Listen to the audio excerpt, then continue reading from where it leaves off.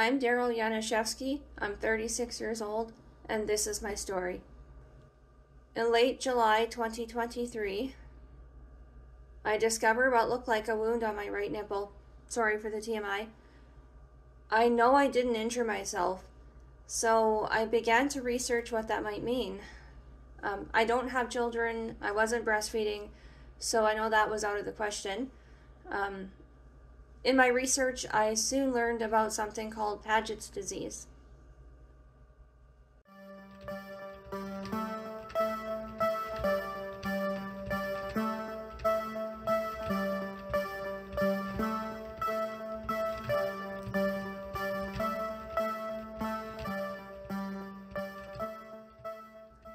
I didn't want to panic, but after talking with my husband, he encouraged me to call 811, so I did. And I talked with a nurse who said it sounded concerning enough to seek immediate medical attention. Although I had a family doctor at the time, it often took a long time to get an appointment. So I went to a walk-in where I was asked during the appointment about family history of breast cancer, and have some family history of breast cancer, unfortunately, but he gave me antibiotics in case this was just an infection. After 2 rounds of amoxicillin, including a stronger one that had really bad side effects, and several topical treatments, including polysporin and canesten, because I started to wonder if it was just some kind of like yeast infection, I soon realized that it wasn't an infection, and within a few weeks I went back to that same walk-in clinic, and that awesome doctor at the time, unfortunately couldn't take me on as a patient, I wish he could. He scheduled me for my very first mammogram that August. I recall being the youngest woman in the waiting room at the imaging center, and the other women were looking concerned. My breasts, of course, are firm and perky, so it was a very painful experience. They asked me to please wait afterward while they reviewed my images. Then they called me in again for a detailed ultrasound. Because mine are very dense. They said I have a score of D.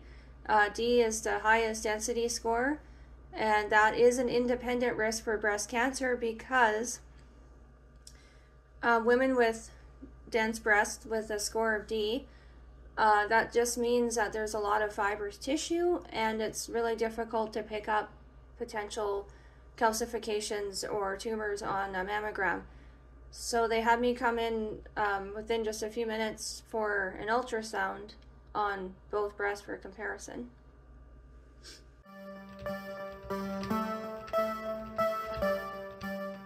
Within a few weeks, I had access to the report, so the mammogram and ultrasound report, and it said BIRADS 3. I was actually really surprised because I thought, there's probably nothing wrong, they probably won't find anything, and BIRADS stands for basically breast imaging rating. It's some kind of system, and then they number it, so 0 is like there's nothing, 1 means like it's normal, and so on and so forth. So 3 is kind of in the middle, and I found that scary, because 3 basically means that something was found.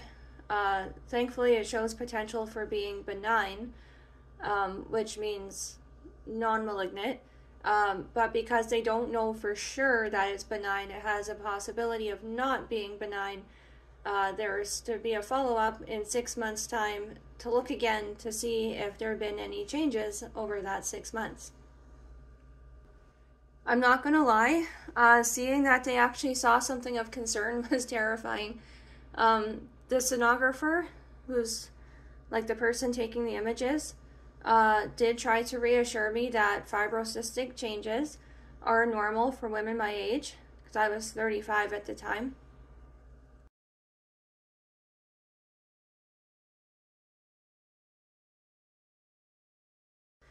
And the course of the next 6 months was filled with anxiety. I had to function for half a year with this on the back of my mind. And though I know it's a bad idea, I kept researching things like Paget's disease and ductal carcinoma in situ, since they tend to go together.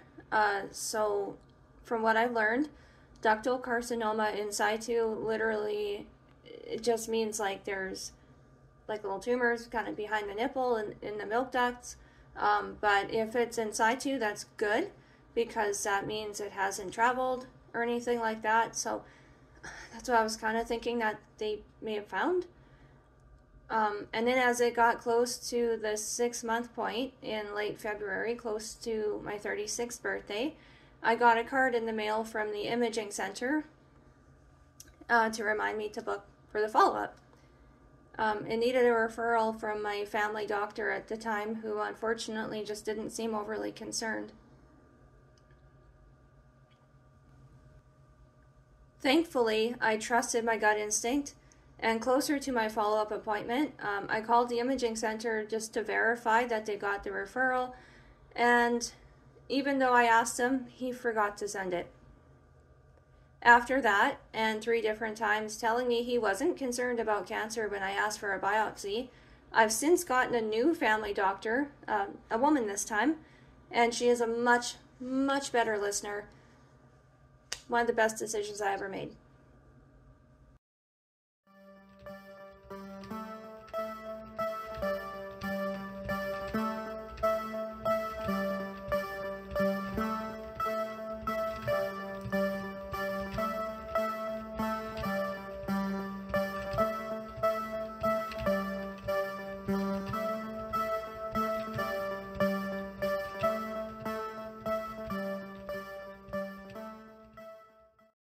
The funny thing is, between 2009 and 2015, I sold Avon for a few years, and they were big advocates for breast cancer awareness, and I was definitely on board with that, but never once thought that I could be touched by it personally.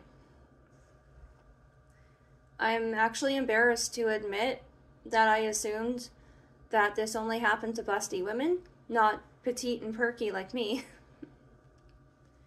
Now I know better, that it can happen to anyone, even men, in rare cases.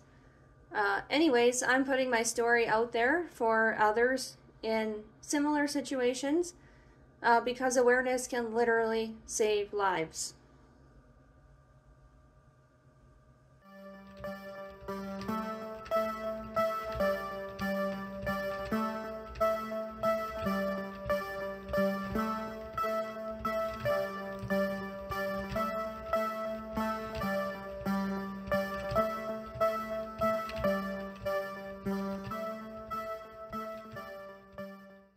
I believe it's really important to bring to light the fact that women are being diagnosed under age 40. That's actually more and more common for women in early to mid-30s. And Breast Cancer Canada has already advocated very hard these past several years to show the science to get the minimum screening age lowered from age 50, where it used to be, to age 40 or 45 in some provinces. I personally, as a 36-year-old, believe that we should probably be trying to lower it maybe to 30. Women with dense breasts will have some struggles with having like mammograms and stuff, but we really just don't want you to have to go through this and have to fight to be heard. Unfortunately, even today, the reality is just a lot of healthcare providers still personally seem to believe that breast cancer doesn't affect younger women, which means we, the women under 40, really have to advocate to be heard, which is what I did.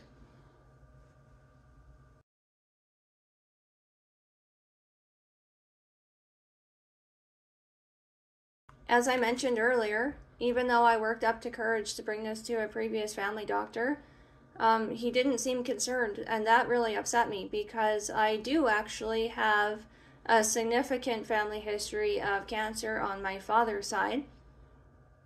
I also have a few other independent risk factors, such as the high density score of D and having never had children, plus fibrocystic breast changes are also considered one of several independent risk factors. So in my frustration, I called 811 a second time, and by the grace of God, a breast clinic nurse actually picked up the call. I told her about my nipple issues, plus by this point, unfortunately, my right breast and right underarm have been swollen and sore by several months at that point. So I was actually having trouble sleeping on my right side. There was a lot of pain and tenderness that wasn't really matching the left side. When I was putting on deodorant in the morning, my underarm would feel like swollen and tender. So I let this nurse, I believe her name is Jennifer, let her know that, and she listened with genuine concern. This woman told me specifically, be a squeaky wheel and not give up. Do not give up. To keep being heard. And her comments literally left me in tears.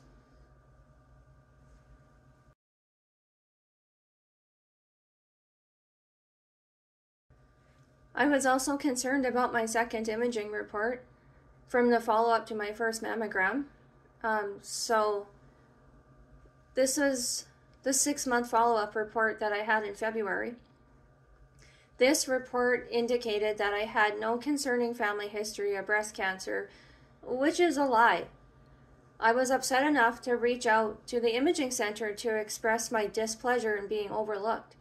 They clearly made a mistake on that report.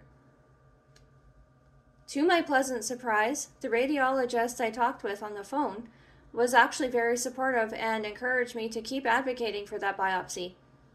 By this point, I realized I definitely had the wrong family doctor, and so this past spring, I called around Red Deer to find a new one who would listen, one who cared whether I live or die.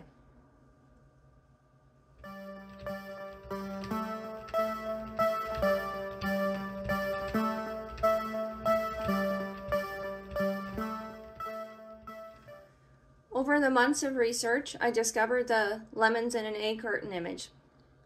This image should honestly be everywhere. I really believe that this image of the lemons in the egg carton should be in every women's washroom, every business, everywhere, every workplace. Unfortunately, most of us were initially taught that breast lumps equal cancer, but we're rarely taught about the other possible signs that we should be looking for. There are actually 12 of them. I have them just on the screen here. So they are hard lumps. So that could be anything from the size of a seed to the size of a small golf ball. Visible bumps or dimples in your breast skin. So it's not always something that's going outward. You might also have dimpling or indentations going inward. Any nipple changes like crusting or sinking inward, looking inverted, or fluid leaking out, could be pus or blood or clear fluid.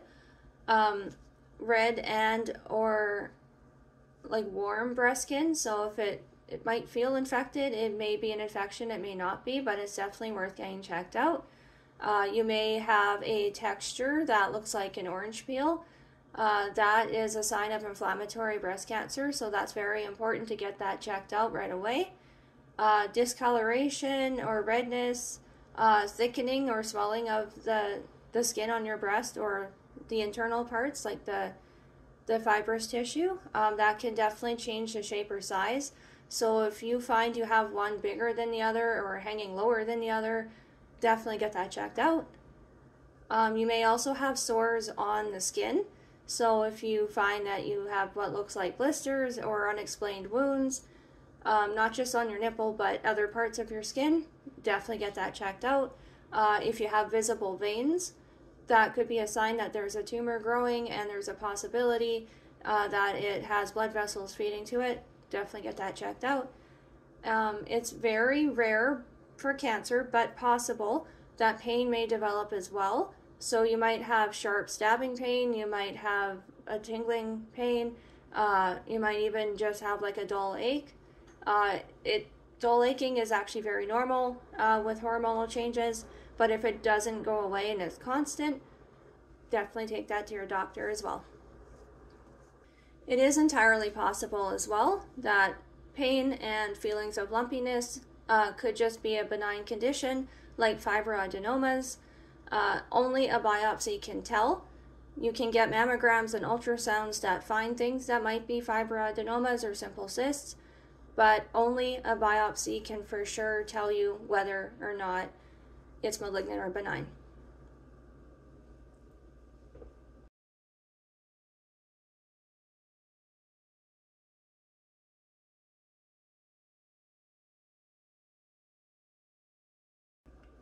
So here is the Know Your Lemons card again.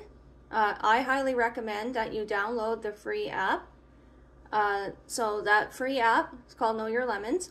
It will tell you everything you need to know about self-exams and self-advocacy. And it's just a really good app. I have it on my phone. I highly recommend it.